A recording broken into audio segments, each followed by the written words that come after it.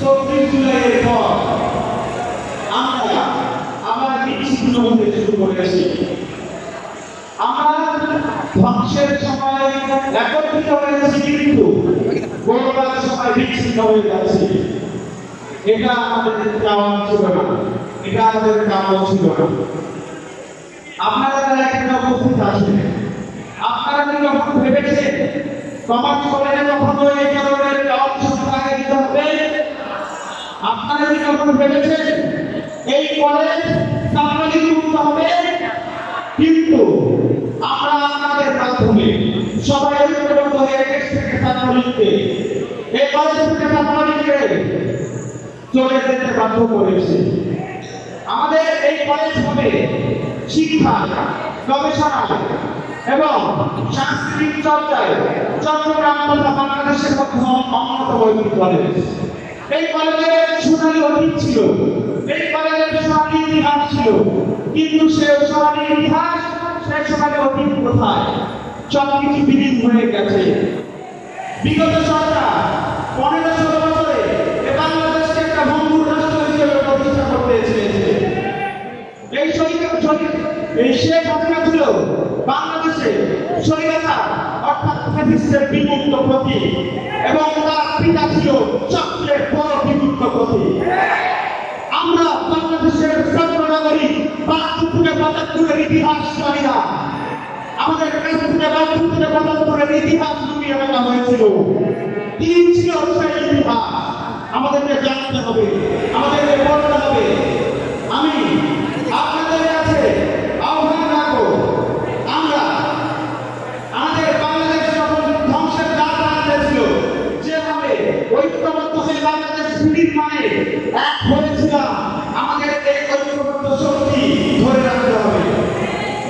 আপনারা যারা এখানে বসেছেন এবং আমাদের কথা শুনতে এখনো বসে আছে, চাই সেটা হচ্ছে পরিবর্তন সাধিত করতে না পারি, তাহলে আমাদের শুরুতে চিন্তার পরিবর্তন নিয়ে আসতে হবে।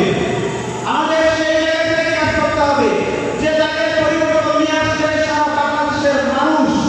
আমাদের বাংলাদেশকে কিভাবে এগিয়ে নিয়ে যাওয়া যায় সেটা করে চলতে হবে। আমাদের শিক্ষায় পরিবর্তন দরকার, আমাদের গবেষণায় পরিবর্তন দরকার, প্রশাসনের পরিবর্তন দরকার, পুলিশের পরিবর্তন দরকার। এই 16-17 বছরে আমাদেরকে যেভাবে দলীয়করণ করা হয়েছিল, সে জায়গা থেকে বেরিয়ে এসে যদি আমরা আমাদের দেশকে পুনর্গঠন করতে চাই, তাহলে আমাদের সময়ের প্রয়োজন আছে। সেই জায়গাটা, সেই মেসেজটা আপনারা পৌঁছে দিবেন আপনার পরিবারে, আপনার প্রতিবেশীকে, আপনার সমাজে যারা আছে সচেতন মানুষের মাধ্যমে এই মেসেজটা সবার কাছে পৌঁছে দিবেন।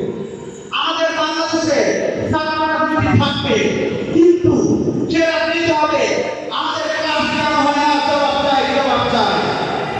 আমাদের কলেজে রাজনীতি থাকবে, আমাদের কেন আমরা জবাব চাই, জবাব চাই। আমাদের দেশে, আমাদের শিক্ষা প্রতিষ্ঠানে গবেষণা করার মতো পরিবেশ কেন নাই? জবাব চাই, জবাব চাই। আমরা কাজ করবো শিক্ষার্থীদেরকে নিয়ে। আমাদের রাজনীতি হবে শিক্ষা নিয়ে, আমাদের রাজনীতি হবে গবেষণা নিয়ে, আমাদের রাজনীতি হবে শিক্ষায় যত ধরনের সমস্যা আছে সেই সমস্যাগুলো নিরসন নিয়ে। কিন্তু বিগত সময়ে রাজনীতি হয়েছে মাথার যে অর্গানাইজেশন আছে আওয়ামী লীগ, বিএনপি, তাদের থেকে শক্তিশালী করার জন্য। এই জায়গা থেকে বেরিয়ে আসতে হবে।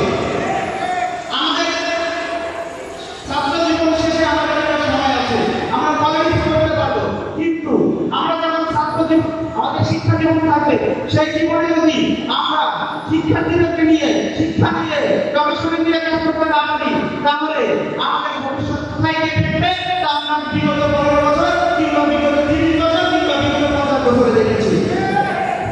আমি আর বেশি কিছু বলতে চাই না।